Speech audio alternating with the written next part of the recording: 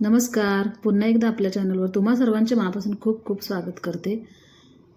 Recipe बघूनच तुमच्या लक्षात आलं असेल, प्रत्येकाला आवडणारी रेसिपी आहे. जवळजवळ 90% लोकांना छान असं हॉटेलसारखं चमचमीत भरलं वांगं आवडतं. तर प्रत्येकाची करण्याची पद्धत वेगळी आहे.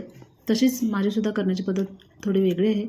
तर बघू शकता, छान अशी भरली वांगी मी करणार आहे. तर त्यासाठी वांगी घेतलेली आहेत. जांभळ्या कलरची वांगी आहेत. तर ती सुरुवातीला बघून घ्यायची आपल्याला, कुठे कीड वगैरे लागली आहे का तर.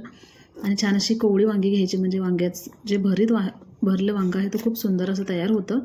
चवीला सुद्धा छान लागतं. जे बी असतं ते वांगं नाही घ्यायचं, एकदम कोवळी कोवळी वांगी घ्यायची. तर त्यासाठी मी मसाला करून घेत आहे. त्यासाठी अर्धी वाटी खोबरं घेतलेलं आहे. तर खोबरं छान असं बारीक करून घेतलं, म्हणजे किसून घेतलेलं आहे बारीक. ते छान भाजून घेतलं. त्यानंतर अर्धी वाटी शेंगदाणे घेतले, ते सुद्धा छान भाजून घ्यायचे खरपूस रंगावरती. त्यानंतर एक मोठा कांदा घेतला, तो सुद्धा छान असा भाजून घेतलेला आहे.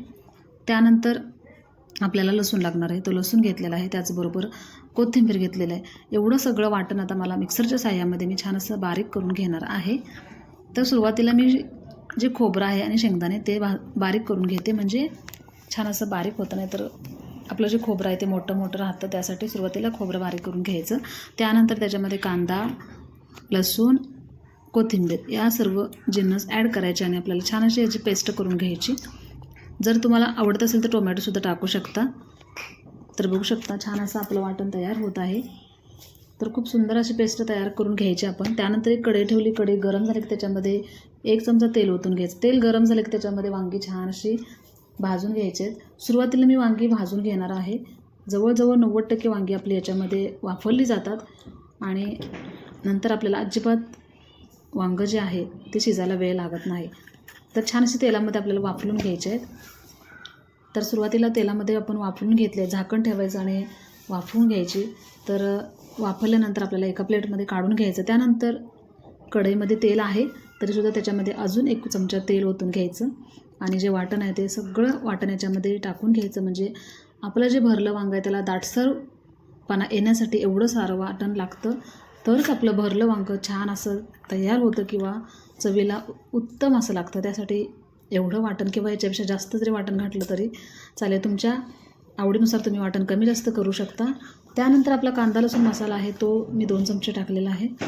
त्याचबरोबर बघू शकता सर्व मिश्रण एकत्र हलवून घ्यायचं. त्यानंतर बघू शकता थोडंसं पाणी टाकायचं, एक अर्धी वाटी पाणी टाकायचं आणि आपल्याला हे जो मसाला आहे तो एकदम तेल सुटेपर्यंत आपल्याला छान असा भाजून घ्यायचं. त्याला बघू शकता छान असं तेल सुटलं. झाकण ठेवायचं, म्हणजे त्याला छान तेल सुटलं जातं.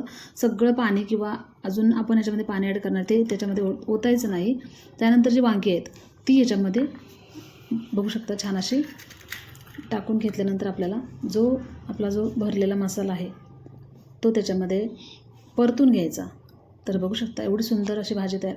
तर आपल्याला सुक्कं जर हवं असेल तर या प्रमाणात आपण ठेवू शकतो. तर हे बघा, या पद्धतीने सुक्कं छान असं तयार झालेलं आहे.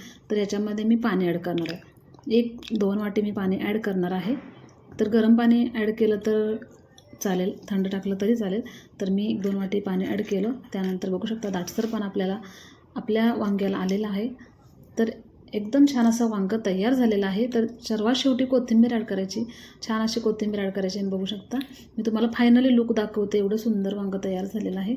तर भाकरीसोबत किंवा चपातीसोबत हे वांगं खूप चवीला छान आणि एकदम याची टेस्ट खूप सुंदर लागते. तर आवडलं तर लाईक करा, नवीन असेल तर सबस्क्राईब करा. धन्यवाद.